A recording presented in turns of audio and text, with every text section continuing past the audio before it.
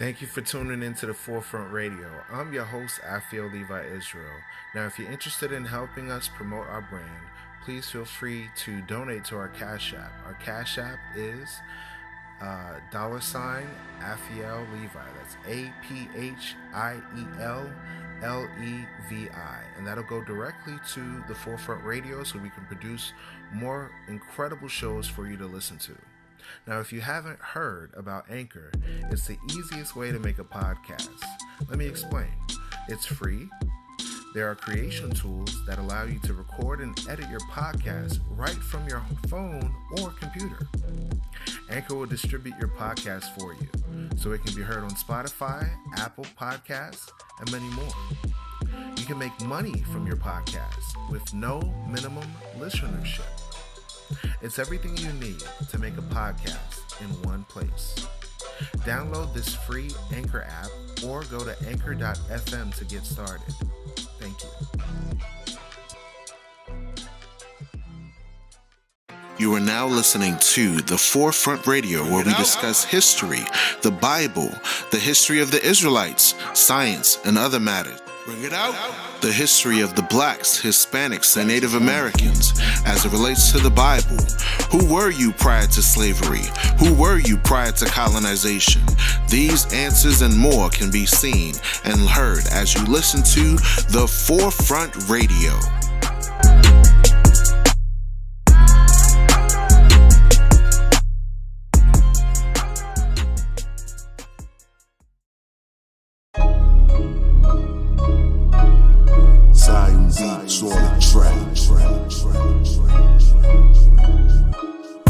Repent or give up the ghost. The end is near getting close. Fear God and fear him the most. You don't want smoke with the Lord of hosts. Knock, knock, who's there? When bombs drop, who cares? Time's up, the nuke's here. Who you looking for? Whoever's still here. Fearing the Most High is wisdom. When the Almighty shoots, he ain't missing. 2nd Esdras 16 and 13. He killing all the unrepentant.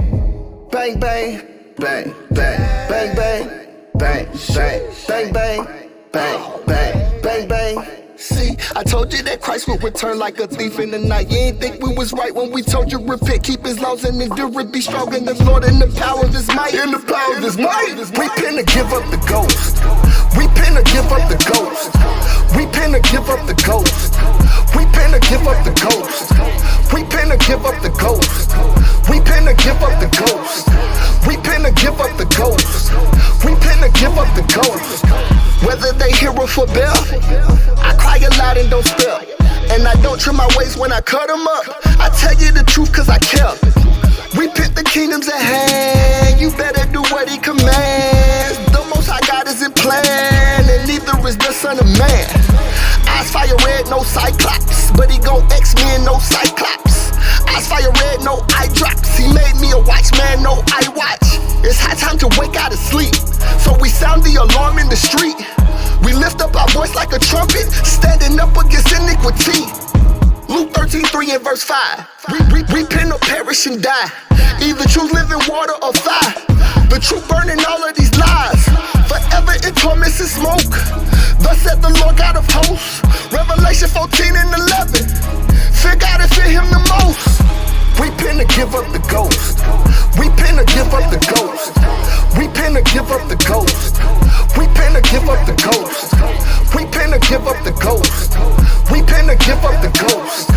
Repent or give up the ghost. Repent or give up the ghost. I told my people to repent or die. If they do nothing, they give up the ghost. Babylon burning, you smell all the smoke. Babylon burning, you smell all the smoke. This is that people ignore what they hear. Don't trust in God and his laws, they don't fear. They led away by the itching of ears. They don't believe the end is drawing near. Christ is coming like a thief in the night. If you do not change, then you pay the price. We've been given time to get our act right. But you got no faith, you gon' roll that dice. Repent or give up the ghost. Repent or give up the ghost. Repent or give up the ghost. Repent or give up the ghost. Repent or give up the ghost. Repent or give up the ghost. Repent or give up the ghost. Repent or give up the ghost. Repent and die, I'm talking now or never. Put your feelings to the side for the better. Repent and die from your own pleasure. The kingdom is way beyond measure. How can you claim that you follow a God, but you cannot discern who he made to be prophets? How can you stay in your sins when death is the wages of sin, so don't get the deposit? Unlike these nations, I hold obligation to build a foundation. We're lost, my people seeking for salvation, but self-deprivation is causing my nation to fall. Who gonna rise for the occasion? Who gonna ride for the nation? Who gonna put on the whole armor of God, so when we together it's like an invasion? In conversation, who can persuade them? If they got ears, let them hear that obey them. You in the spirit, you can obtain it, but all the others, Messiah gon' slay them. That's why you see all the prophets here crying aloud. 144 rocking the crown. I pray on the day when the Lord come around. You keeping these laws cause he's shutting it down. Repent to give up the ghost. Repent to give up the ghost. Repent to give up the ghost. Repent to give up the ghost. Repent to give up the ghost. Repent to give up the ghost. Repent to give up the ghost. Repent to give up the ghost.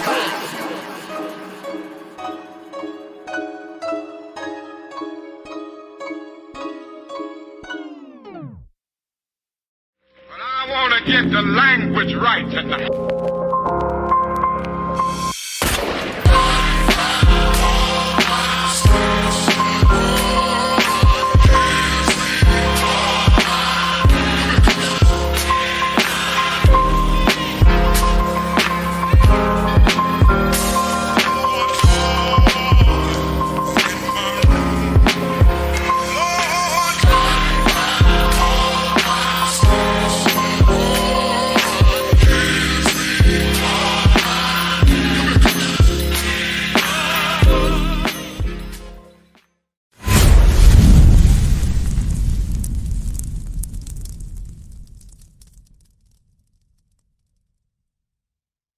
Let's go to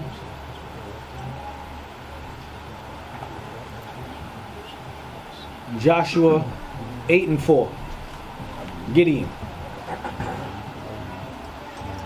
You're gonna try to be a little faster with this one. It's getting late. The book of Joshua, chapter 8, verse 4. And he commanded them, saying, Behold, ye shall lie in wait against the city, even behind the city. Go not very far from the city, but be ye all ready. And I, and all the people that are with me, will approach unto the city.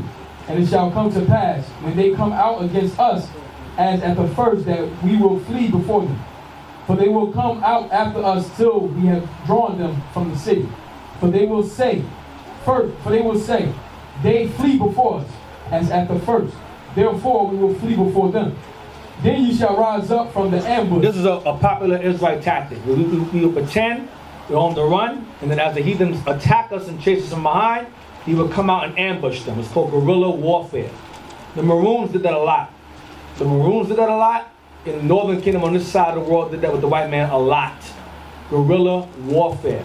You would feign defeat, run away, we're retreating, and then as the heathens attack, chase us, we come out from behind and get them. You ambush. That was our most popular tactic. Ambushments. Read on. Then you shall rise up from the ambush and seize upon the city, for the Lord your God will deliver it into your hand. And it shall be, when ye have taken the city, that ye shall set the city on fire. According to the commandment of the Lord shall ye do. See, I have commanded you. Joshua therefore sent them forth, and they went to lie in ambush, and abode between Bethel and Ai, on the west side of Ai. But Joshua lodged that night among the people. And Joshua rose up early in the morning, and numbered the people, and went up, he and the elders of Israel, before the people of Ai, for the people to Ai. And all the people, even the people of war that were with him, went up and drew nigh and came before the city, and pitched on the north side of Ai. Now there was a valley between them and Ai. And he took about 5,000 men and set them to lie in ambush between Bethel and Ai on the west side of the city. And when they had set the people, even all the host that was on the north of the city, and their liars in wait on the west of the city, Joshua went that night into the midst of the valley.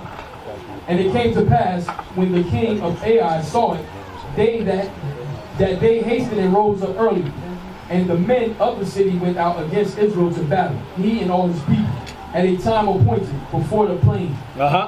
But he was not that there were liars in ambush against him behind the city. And Joshua and all Israel made as if they were beaten before them, and fled by the way of the wilderness. And all the people that were in Ai were called together to pursue after them. And they pursued after Joshua and were drawn away from the city. And there was not a man left in Ai or Bethel, and went not after Israel. And went not That went not after Israel. That went not out after Israel. I mean, they all chased behind us, left their city unguarded. Go ahead. And they left the city open and pursued after Israel. And the Lord said unto Joshua, stretch out the spear that is in thy hand. The spear in your hand. Go ahead. For I will give it into thy hand. And Joshua stretched out the spear that he had in his hand toward the city. And the ambush arose quickly out of their place. And they ran as soon as he had stretched out his hand.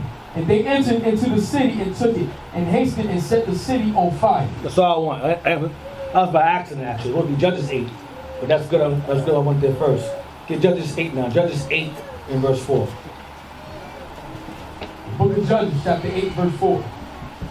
So that's the tactic that Israel used in winning a lot of wars. Judges 8 and 4 now. And Gideon came to Jordan and passed over, he and the 300 men that were with him, faint, yet pursuing them. And he said unto the men of Succoth, give, I pray you, loaves of bread unto the people that follow me, for they be faint, and I am pursuing after Zebah and Zalmunna, kings of Midian. And the princes of Succoth said, are the hands of Zebah and Zalmunna now in thy hand, that we should give bread unto thy army? And Gideon said, therefore, when the Lord hath delivered Zebah and Zalmunna into my hand, then I will tear your flesh with the thorns of the wilderness and with briars. And he went up thence to Penuel, and spake unto them likewise. And the men of Penuel answered him as the men of Succoth had answered him. And he spake also unto the men of Penuel, saying, when I come again in peace, I will break down this tower. Now Zebah and Zalmunna were in Concord, and their hosts with them, about 15,000 men, all that were left of all the hosts of the children of the east. For there fell 120,000 men that drew swords. Yeah. And Gideon went up by the way of them that dwelt in tents on the east of the Bar and Jaglah, and smote the host, for the host was secure. And when Zebah and Zalmunna fled, he pursued after them, and took the 2 kings of Midian, Zebah and Zalmunna, and discomfited all the host. And Gideon the son of Joash returned from battle before the sun was up, and caught a young man of the men of Succoth, and inquired of him, and described unto him the princes of Succoth and the elders thereof, even 70 men. And he came unto the men of Succoth and said, behold, Zebah and Zalmunna, with whom ye did upbraid me, saying, are the hands of Zebah and Zalmunna that are weary? And he took the elders of the city, and thorns of the wilderness, and briars, and with them he taught the men of Succoth. And he beat down the tower of Penuel, and slew the men of the city. Then said he unto Zebah and Zalmunna, what manner of men were they whom ye slew at Tabor? And they answered, as thou art, so were they. Each one resembled the children of a king. And he said, read it again. Then said he unto Zebah and Zalmunna, so Gideon asked, what kind of men did you kill? Go ahead. What manner of men were they whom ye slew at Tabor? And they answered, as thou art. They look like you. Go ahead. So were they. Each one resembled the children of a king. Each one resembled the children of a king. That's how he looked. Like the child of a king. A noble look. Go ahead. And he said, there were my brethren, even the sons of my mother, as the Lord liveth. If ye had saved them alive, I would not slay you. You had spared my family, I would have killed you. I want to kill you. Go ahead. And he said unto Jether, his firstborn. He said unto Jether, his firstborn. Go ahead. Up and slay them. You killed them. Go ahead. But the youth drew not his sword. The young boy didn't draw his sword. His son didn't draw his sword. Why? For he feared, because he was yet. He was still little. So that's why I said earlier that our youth were acquainted with war. We would bring our children to war with us and know how to fight. He said, you kill him. The son's too little. He couldn't do it. He couldn't kill him. Go ahead. Verse 21. Hold on. Yo, this, like, you know, when we was young, you know, this is something heavy because, you know, like, when you young, the games that you play, you know, today, the kids and them today, what they do, they sit down and they play video games in the house and so forth. Well, growing up in the island, I'm talking about me, the kind of games we play was fighting games. You know, we're gonna play karate, like, you know, I used to go to karate class as a little kid. You know what I mean? So these are the games we used to play every day. Every day as little boys, we playing karate, fighting. You understand? That's what we did. You know?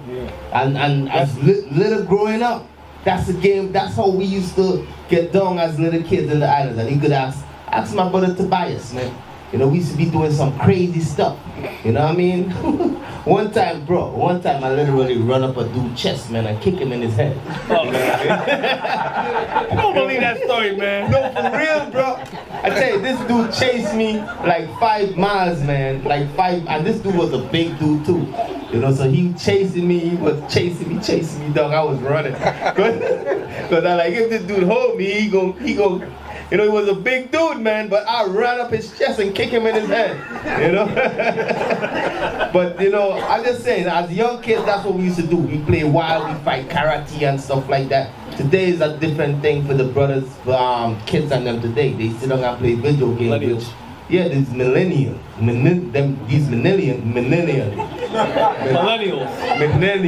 kid, you know what I mean? Both of them. All right. Go ahead.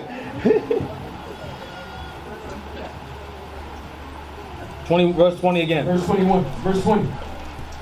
And he said unto Jephthah, his firstborn, up and slay them. But the youth drew not his sword, for he feared because he was yet a youth. You were still little. Go ahead. Then Zebah and Zalmunna said, rise thou, and fall upon us. Yo, just kill us, man. Just kill us already. Go ahead. For as the man is, so is his strength. And Gideon arose and slew Zebah and Zalmunna, and took away the ornaments that were on their camels' necks. That's it. That's all I want. Let's get Psalms 83, verse 11. Zebah and Zalmunna. So Gideon killed Zebah and Zalmunna. This is a very famous battle that David spoke about in Psalms. Psalms 83. The book of Psalms, chapter 83, verse 11. Make their nobles like Oreb and like Zeb, yea, all their princes as Zebah and as Zalmunna, who say, let us take to ourselves the houses of God in possession. So David said, let those who plot to take our land in possession to be like Zebah and Zalmunna. David is praying for the death of his enemies. Psalms 83 is God's hit list, and David is wishing and praying for death of the enemy. That's in the Bible. It's there. All right? Let them be as Zebah and Zalmunna, who said, let us take to ourselves the houses of God in possession. The heathen that say this, let them be as Zebah and Zalmunna. Let us kill them. That's what David is saying. Get War of the Jews, page 43. We're going to start at Risen Up and end at Warrior. War of the Jews, page 43.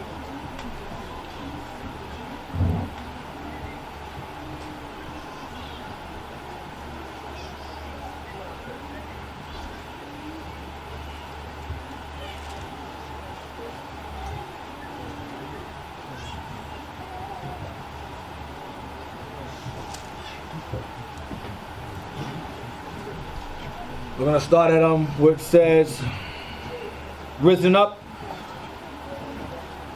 end at Warrior.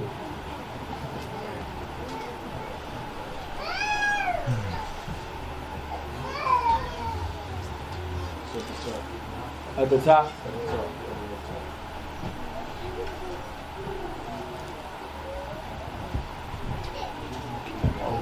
Risen up from the tribe of Manasseh was an angry young man named Gideon. Right, Gideon was the tribe of Manasseh. Go ahead. His strategy fit well into the past and future pattern of Jewish warfare. Get a few good men, but make them appear like a few thousand. Damn. Like the weeding out process seen in the book of Moses, Gideon whittled his 32,000 fighting men down to 10,000, who could claim to be fearless. The 10,000 were further narrowed down to a mere 300, who could be called upon for the selfless and coordinated action required of a commando force. Gideon rehearsed his bold strategy with his now elite unit, and in 3 divisions they approached the armed camp of the Midianites and Amalekites. He did what Abraham did. Go ahead. That lay along in the valley like locusts for multitude. Into the valley stole the 300, suddenly breaking pitchers and blowing horns all at the same moment. The startled hordes of invaders fled in panic and fought among themselves, convinced that 300 disciplined army divisions had surrounded them. With the enemy fleeing in disarray, the larger Israelite reserve forces were able to mow down some 120,000 of their oppressors. Damn. At this point in Israel's history... Wait. Let me stop on that. Stopping at warrior, right? Stop there, ready? Warrior. Not yet. Keep going. Okay, keep going. At this point in Israel's history, the judge Samson appears. No book chronicling Hebrew military history will be complete without comment on Samson. Yet, he was not a war leader. He did not command armies or mobilize the Israelite tribes to battle. Yet, his mythos symbolizes strength in battle. His mythos symbolizes strength in battle. Go ahead. He was a charismatic hero, per se. When the Spirit moved him, this ecstatic Nazarite could slay a multitude of Philistines with the jawbone of an ass. Now, if you want to read about that, just watch and read. That's all Samson there. Go ahead. He was, however, a completely wild and simple man whose main... Wait. Read that part again. He was what? He was, however, a completely So wild. even though he was strong and powerful, he was superhuman.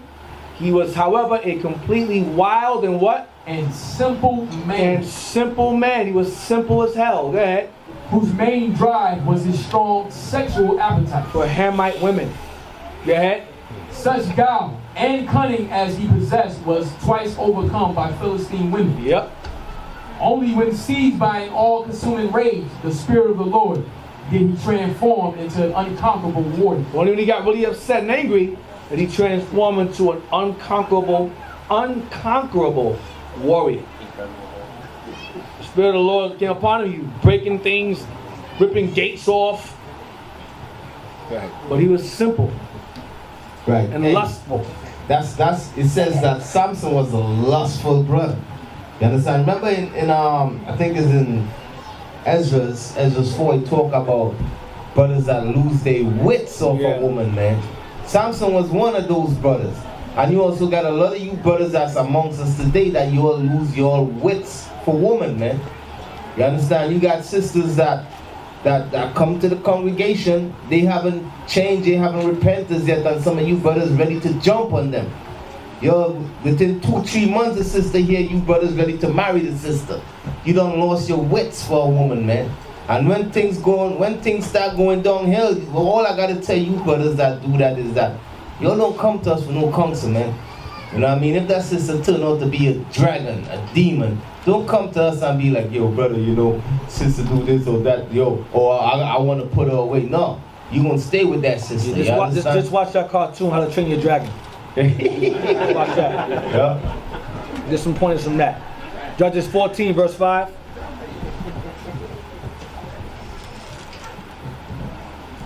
Judges 14, verse 5. The book of Judges, chapter 14, verse 5. Then went Samson down and his father and his mother to Timnah, and came to the vineyards of Timnah. And behold, a young lion roared against him. And the Spirit of the Lord came mightily upon him. Read that earlier in that book. Go ahead.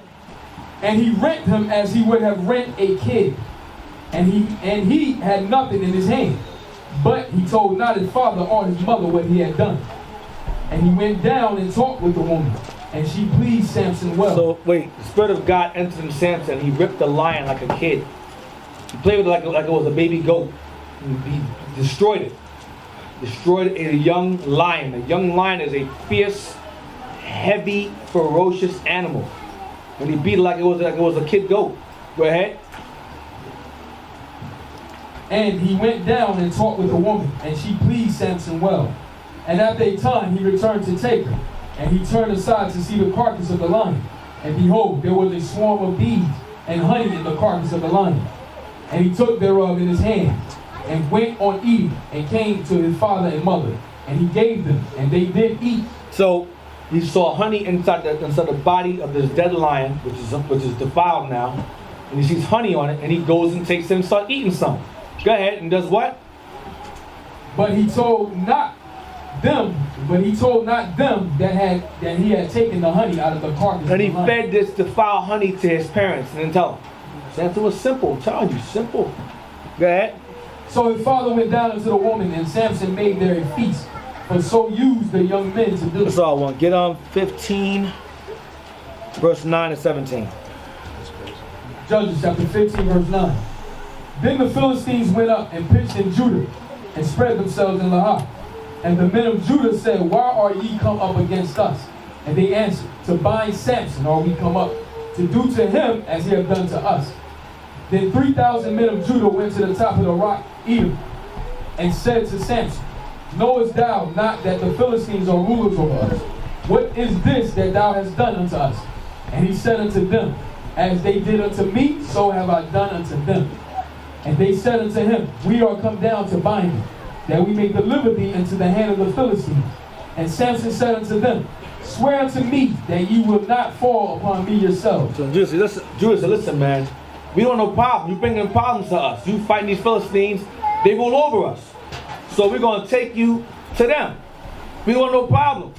So Samson, promise me you won't kill me yourselves. He said, we promise you ain't going to kill you ourselves. We're going to take you to the Philistines, the Philistines ourselves. Go ahead. And they spake unto him, saying, No, but we will bind thee fast, and deliver thee into their hand, and surely we will not kill thee. And they bound him with 2 new cords, and brought him up from the rock. And when he came unto Lahah, the Philistines shouted against him, and the Spirit of the Lord came mightily upon him, and the cords that were upon his arms became as flax that was burnt with fire, and his bands loosed from off his hands. Damn, broke them off. Go ahead. And he found a new jawbone of an ass, and pulled forth his hand, and took it, and slew 1,000 men therewith.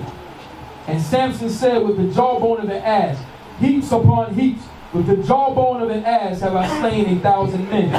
And it came to pass, when he had made an end of speaking, that he cast away the jawbone out of his hand, and called that place Ramoth Lahah. That's all I want. So Samson killed 1,000 men with the jawbone of an ass. That's in that watch and read video. I can watch it on there. History of the Jews, Volume 1, by Henrik Graetz. I'm on page 64. Page 64.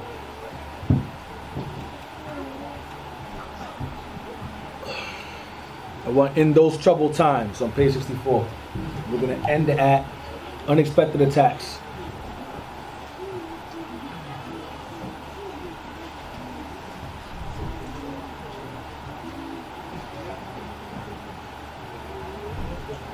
In those troubled times, there arose 2 deliverers who drove off the enemy and procured temporary relief. Jephthah and Samson, 2 adventurers, disregarding order and discipline. What did they do? In those troubled times, there arose 2 deliverers who drove off the enemy and procured temporary relief. Jephthah and Samson, 2 adventurers, disregarding order and discipline. Disregarded order and discipline. Go ahead. Brought their powers to bear, as much for evil as for good. They both displayed extraordinary activity. But while Jephthah was a warrior who conquered his enemies by warlike measures, Samson, though endowed with great strength and daring, appears to have overcome his enemies by stratagem and unexpected attacks. Good. Okay, so by stratagems and unexpected attacks. So Jephthah and Samson are known for their disregarding order and discipline, but they were still good warriors in terms of strength, daring, and stratagems and unexpected attacks. We were known for that. Get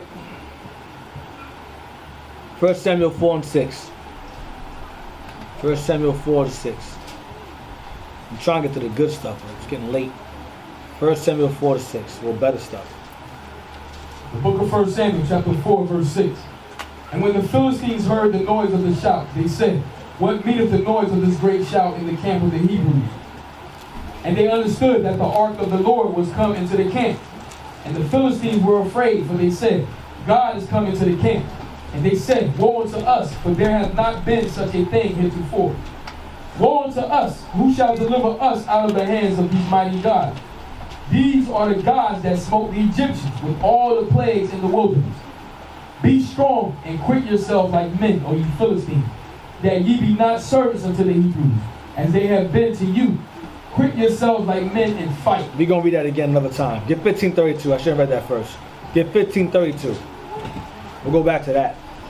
1532. 1 Samuel chapter 15, verse 30 to 35. Then said Samuel, bring ye hither to me Agag, the king of the Amalekites. And Agag came unto him delicately. And Agag said, surely the bitterness of death is past. And Samuel said, as thy sword hath made women childless, so shall thy mother be childless among women. Damn, go ahead. And Samuel hewed Agag in pieces. What did Samuel do? And Samuel hewed Agag in pieces before the Lord. Cut his arms off, his leg, he hewed him in pieces. He hacked Agag to pieces, Samuel. Samuel was no joke, go ahead.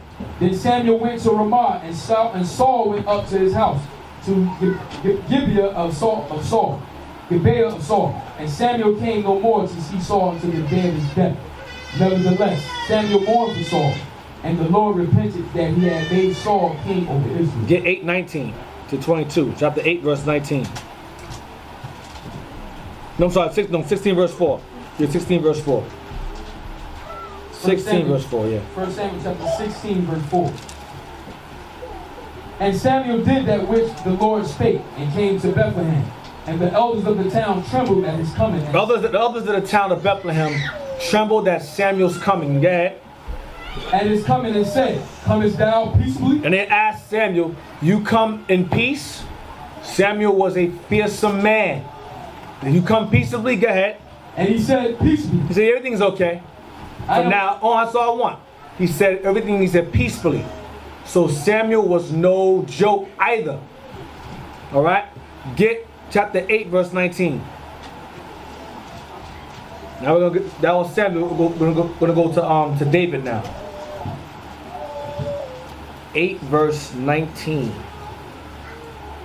The book of 1 Samuel, chapter 8, verse 19. Nevertheless, the people refused to obey the voice of Samuel.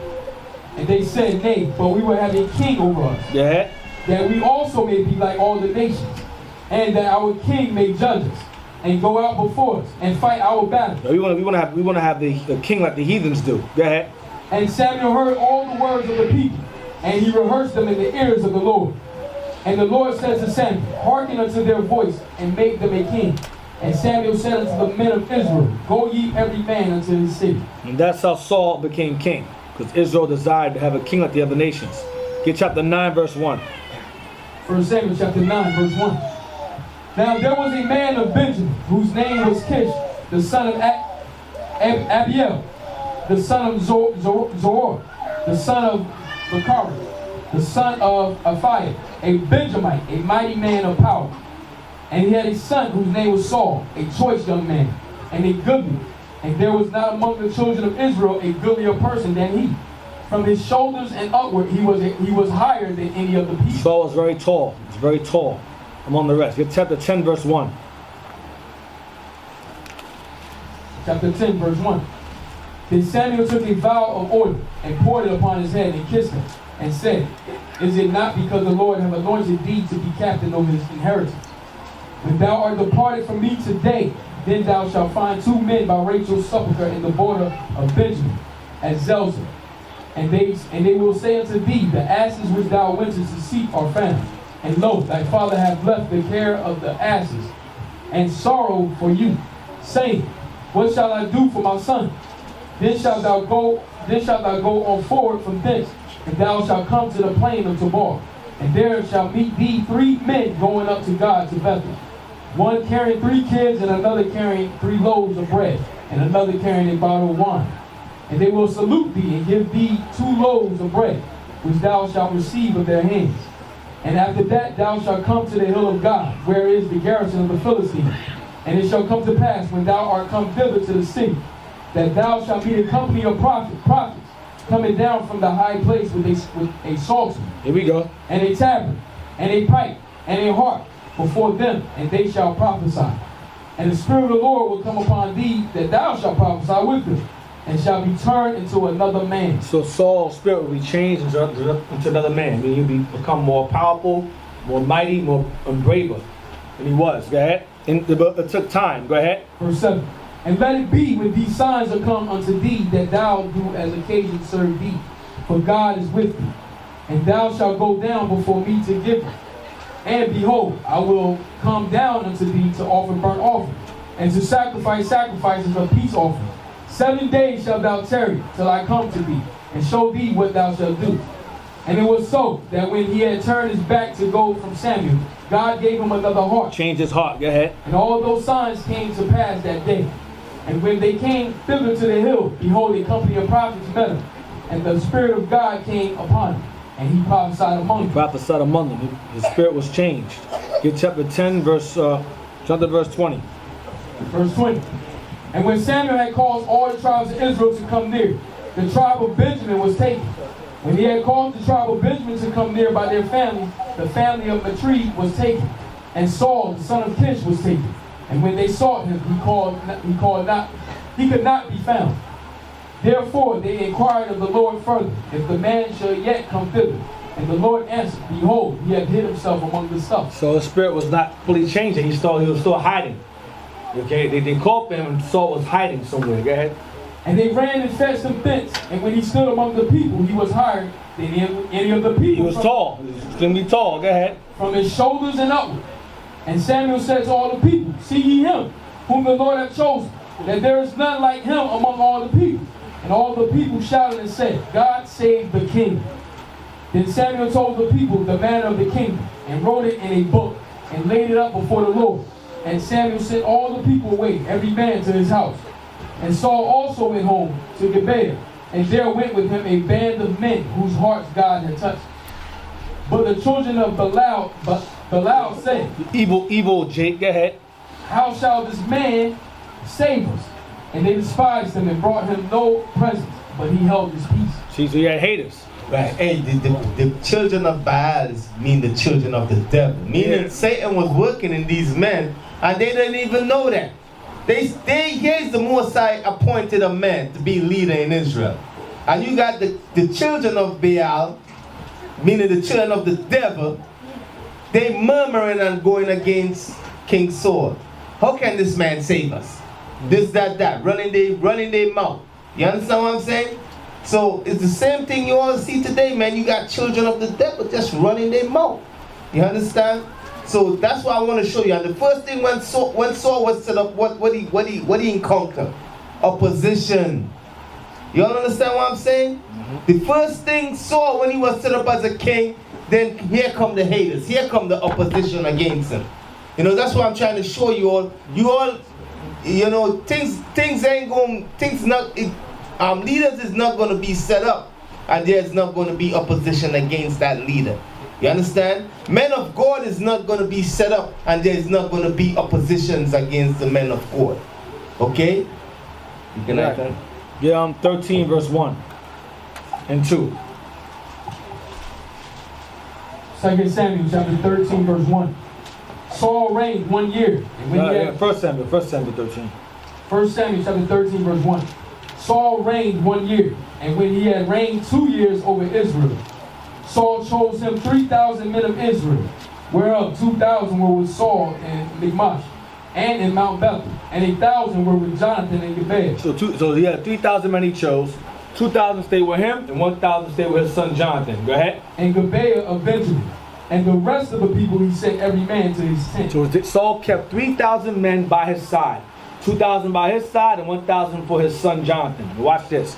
You know what I want, Jazz? I want the Jews Encyclopedia. No, War of the Jews again, page 45. War of the Jews, page 45.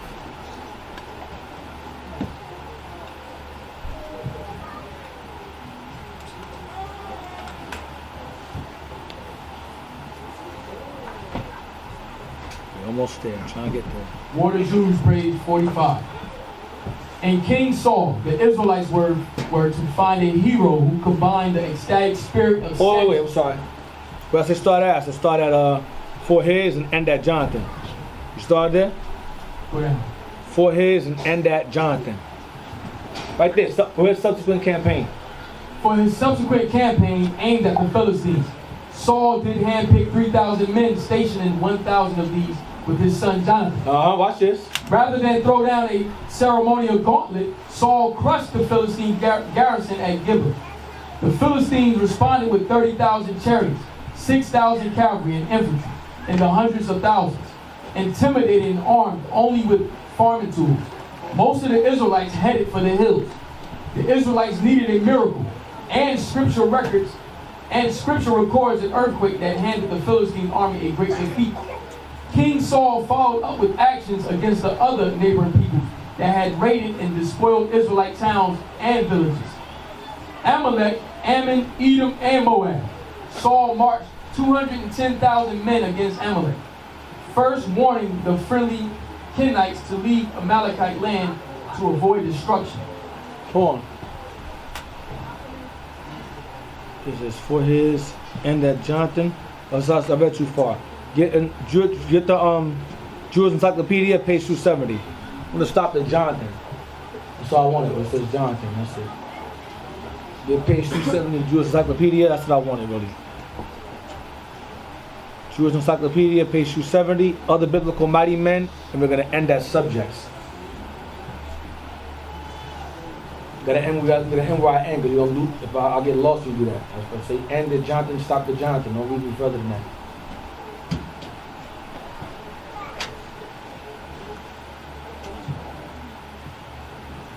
Other biblical mighty men, and end at subjects. When you get there.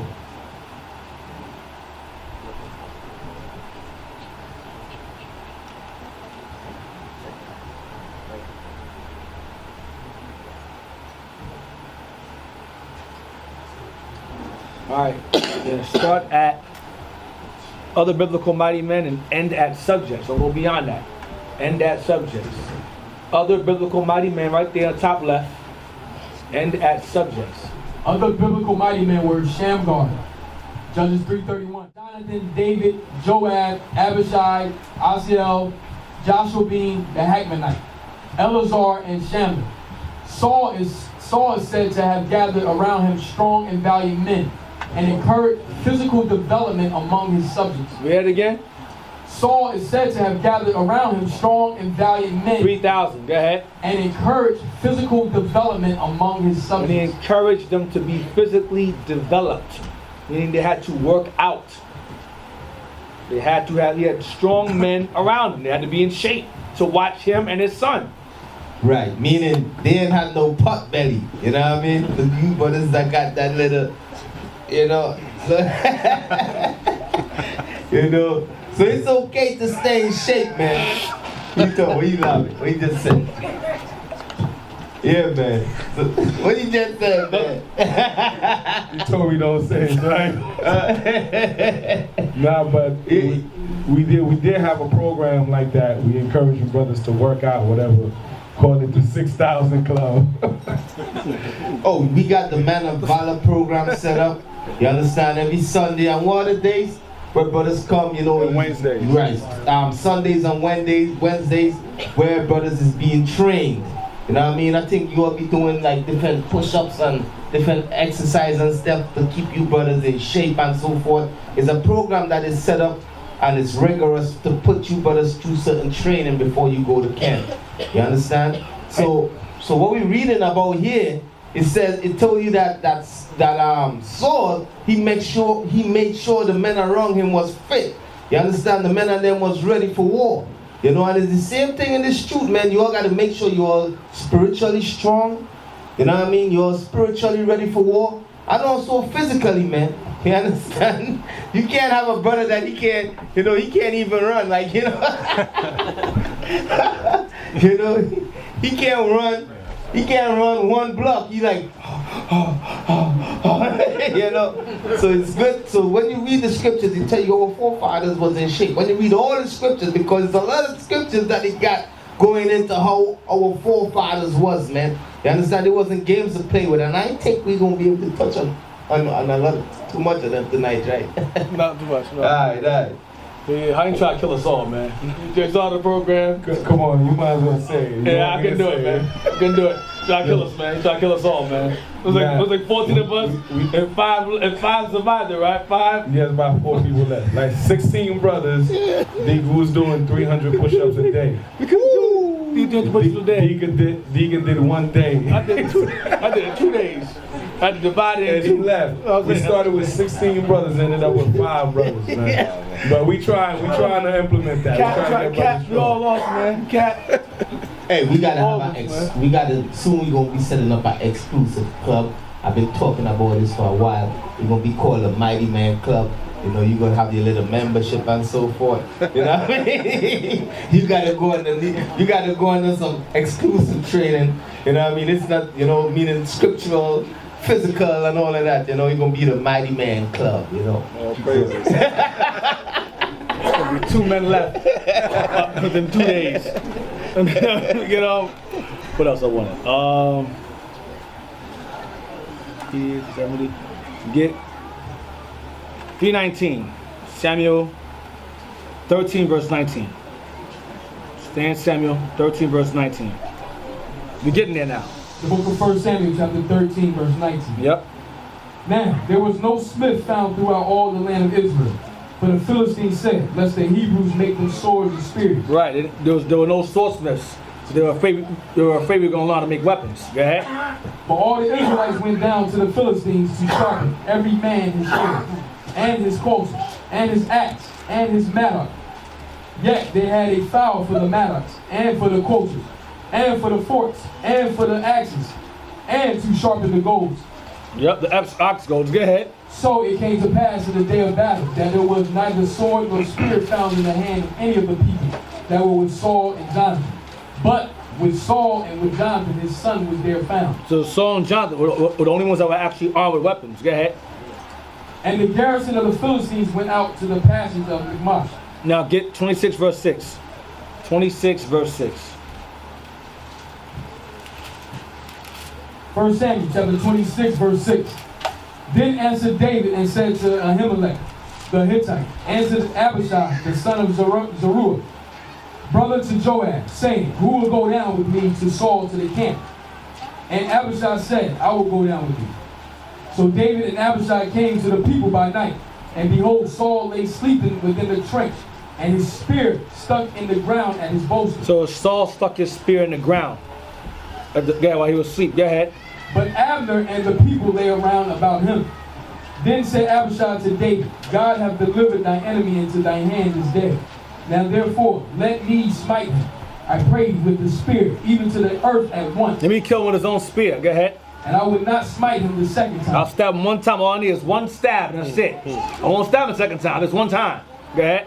And David said to Abishai, destroy him not. Don't touch him. Go ahead. For who can stretch forth his hand against the Lord's anointed and be guiltless? Go ahead. Hold on. Read that one more time again. Verse 8. Verse 9. Verse 9. And David said to Abishai, destroy him not. So David saw his enemy. David saw his enemy helpless. You understand? I want you all to see what took place here. Read on. For who can stretch forth his hand against the Lord's anointed? So what David understood? David understood that Saul was God anointed, meaning God chose Saul, and God was using Saul to do certain things. You understand? It told you the Most High God used Saul to fight enough battles and so forth. So David understood that the Most High had anointed Saul. So I'm not gonna be the one to kill him. Mm-hmm. You understand? But David could have easily killed him. Mm-hmm. But David said, you know what? I'm not gonna be the one to do that, because let the Lord deal with that. You know what I mean? Even though this man is chasing me down to kill me and so forth, I'm gonna let the Lord deal with him. You understand? I'm not gonna be the one to kill the Lord anointed. You know, but read on. And who can stretch forth his hand against the Lord's anointed and be guiltless? And be what?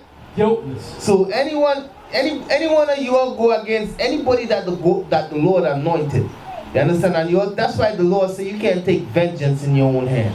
You understand? And you try to destroy that man, you ain't gonna be guiltless, man. You know what I mean? You're not gonna be guiltless. None of us. You know? So that spirit that David got in them, we all have to learn that spirit right there.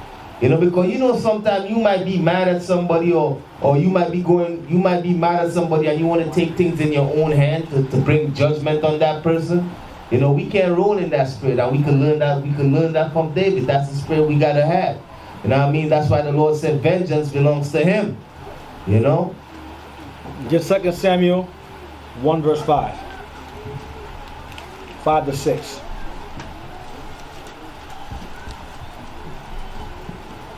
Book of 2 Samuel, chapter 1, verse 5.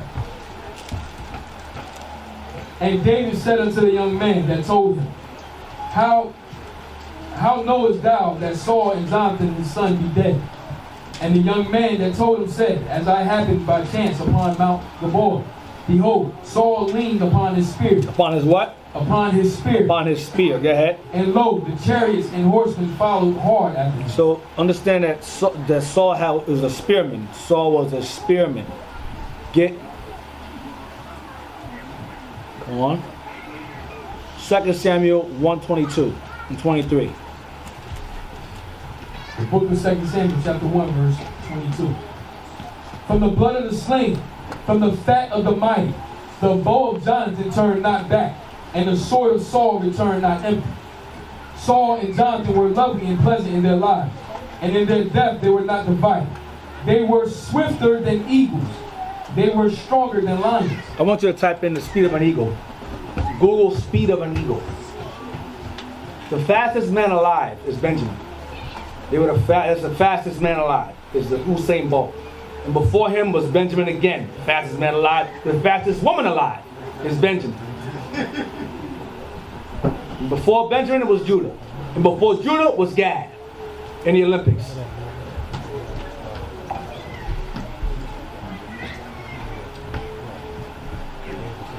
Google speed of an eagle. Let's see what it says. 75 to 99 miles per hour. That's how fast they were. And stronger than lions. Do the math. Saul and Jonathan were superhuman men. I'm telling you, we were a problem. Israel was a problem. Now we're a fraction of this now. Everyone no more than what, 30 now? 20 something? If that, Usain Bolt's like 30, I think. He runs like 30. Even that to Esau's like, wow. 30 is fast. Hey, you know what scripture? The scripture that will come to mind is that. You know what I want? Get that thing. We get weaker. The scripture says as time goes by, we become weaker. Yeah, I'll get that another time. Later on. Oh, you go and hit it? Yeah, okay. Hit that later on. Yeah. I got you. That's another topic in itself. It is. You know, but as time goes on, we become much weaker, man. You know, real. We become weaker in stature, meaning we become like look at Eythan height. You understand? Eythan, and according to the scriptures, Eythan is short. You know what I mean? So imagine if he's short. Imagine my height. You know, I'm like a dwarf. Yeah, you know. You know, when it says Saul was tall in stature, it's not talking about Eythan tall. It's talking about much taller, probably like twice, 3 times taller than Deacon Eythan. Mm-hmm. You understand? He was tall in stature. And as time goes on, we all got weak. We get weaker physically, mentally, and we get shorter too. You understand? As generation and time go by. Mm-hmm. What's that book called? This book is ridiculous. The book and author. Once you get the author, the name of the book. So Jonathan and Saul ran as fast as eagles.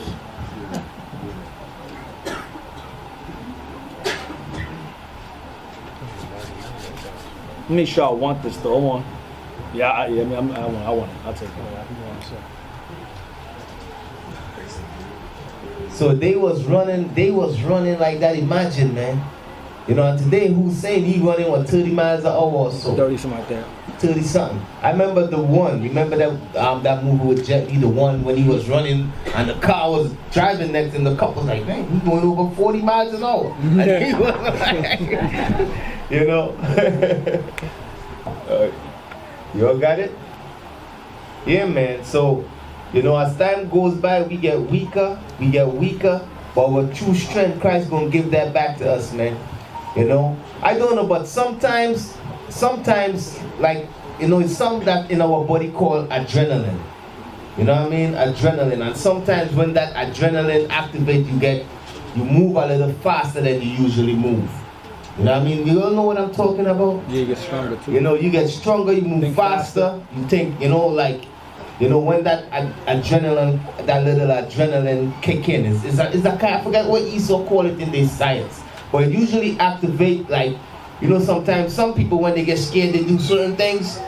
You know what I mean? Like, it's also that fear hormones that is, I think the fear hormone is also activated a little. You know what I mean? Like when somebody gets scared, they be running much faster. Be like, wait, look that dude running going down there. Yo, where he at? He all the way down there. Got it? What book is it called? The book and the author? This book is the Holy Bible. The Holy Bible? Containing the Old and New Testament. Volume 2. Volume 2 by?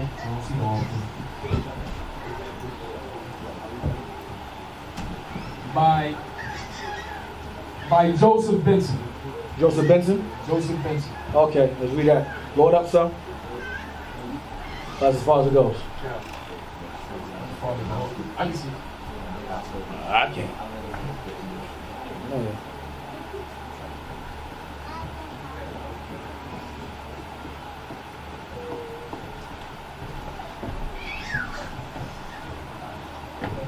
They could see. I can't see. I don't know. See verse 22. He maketh my feet like the iron. I don't know what it says, but you make that bigger or something. Or a screenshot or something, but that's too small.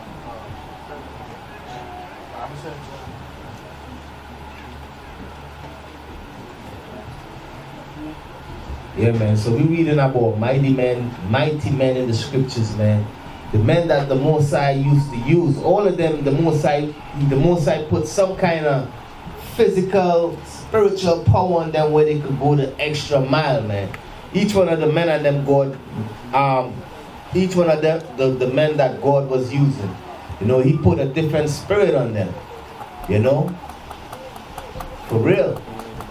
And what we reading about, like the Bible give us like little inklings of things that took place, but it ain't going to fall into the full aspect of the things that these men was doing. You know? I think there's a scripture where I think one point in is in Esther. Mordecai says some things he ain't writing about, man. Because he could put spirits on us, you know? Even Moses, remember the Lord told Moses, yo, don't write everything down. Some things make plain for everybody to understand, and some things write it in parables and make it hard to be understood. You know? So the Most High, some things the Most High just write it down. He ain't write it in a sense where, you know, he ain't make it plain. You just hear that, oh, he like, they ran like eagles, as fast as an eagle. No, in your mind you gotta say, you gotta go and say, damn, how fast does an eagle fly? And now when you check that, you're like, wait, that's fast. That's how fast these men was running. You know, so the Bible give us little things like this, but you know, we gotta realize that we came from a great people. And we are great people, and when you go into when you look into our forefathers, man, you know, we are powerful people. You know, we not like regular people, man. Every sports, even though I'm against sports, you know what I mean? I know some of you are doing it for a job, but I'm against sports. God is against sports. All that Greek is fashion, you know.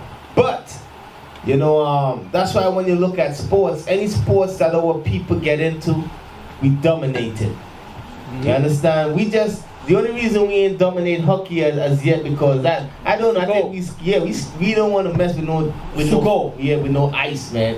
It's too cold, man. That cold stuff. You know what I mean? But you might find one Jake that might be into the cold.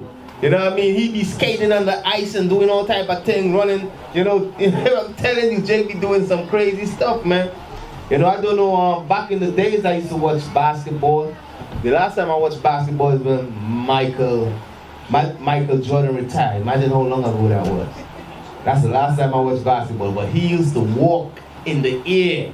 He literally used to walk I used to be watching that thing. That man used to be jumping in the air and walking, man, like invisibly, he's stepping on something. I used to be like, what the hell? You know, for real, man. He used to literally walk on the air. That's a skill.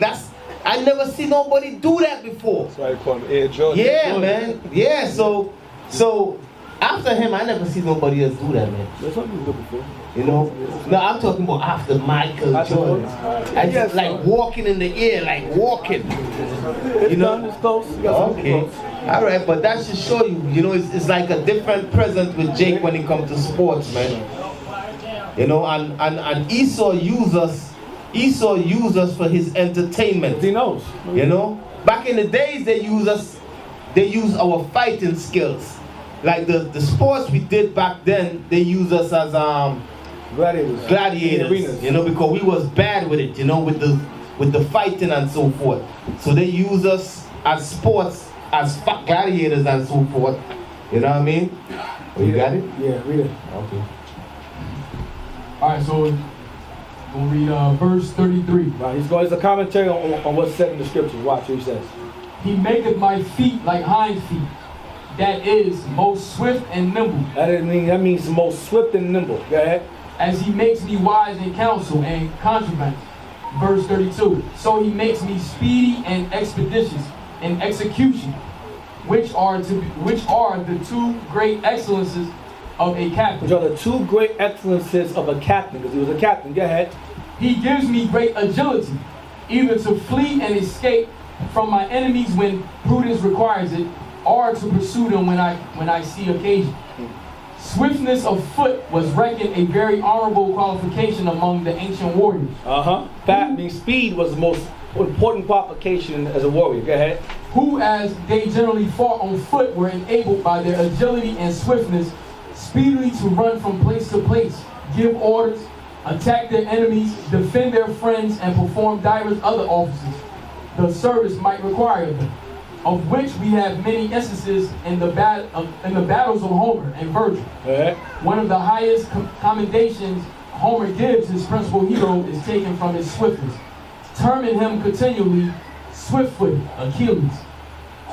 This qualification was peculiarly useful to David as the country of Judea. This qualification was peculiarly what? Was peculiarly useful to David. Go ahead. As the country of Judea and some of those where he was obliged to make war were very mountainous and steep, and setteth me upon my high places. Hebrew, he maketh me to stand. That is, either he places me in safe and strong places out of the reach of my enemies, or he confirms and establishes me in that high and honorable estate, into which he have advanced me, and gives me wisdom to improve my victory. Watch this. Verse 34. He teaches my hands to war. To him I owe all the military skill or strength or courage which I have. A bow of steel is broken by my arm. Chandler renders it, my arms have bent the bow of steel. That David was able to bend and draw together even a brazen bow or one of steel. Damn. And to use it in his wars was a proof of his great strength. A proof of his what? Great strength. Go ahead, watch this. Dr. Delaney, however, certainly draws an unwarranted conclusion from these poetical expressions when he infers from them that David was the swiftest and strongest of all mankind. David was the swiftest and strongest of all mankind. Right, this ain't talking about no white boy, man. You all get that? I hope you all understand that. This ain't talking about no Jewish, these people that's in Jerusalem today talking about ay Yehudi.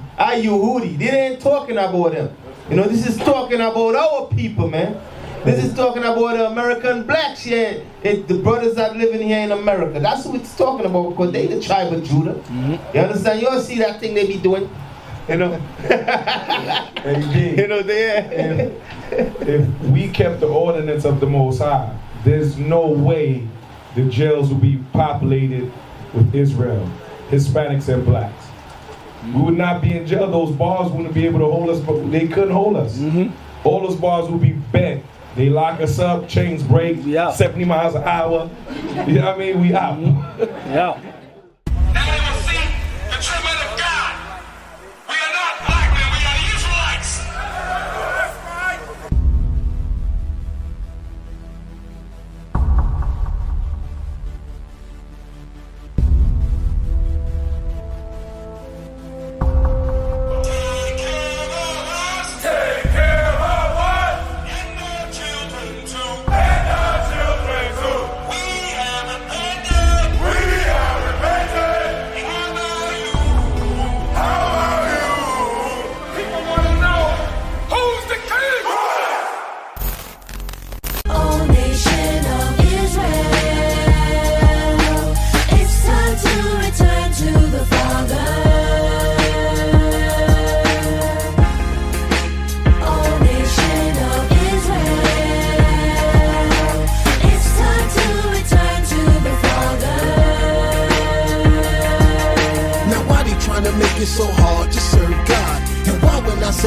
a Jew, it sound odd. For years I've been walking around saying that I'm a black man. I ain't saying that no more, it sound wrong, man. This is Bishop Nathaniel of Israel United in Christ.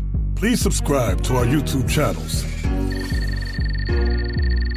Stay up to date with our latest events, music, and classroom lessons.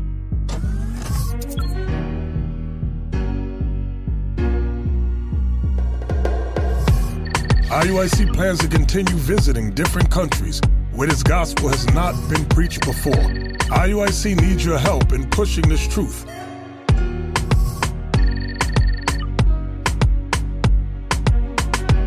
So join us. Subscribe to our Instagram, Facebook, Twitter, and podcast, and stay up to date with us.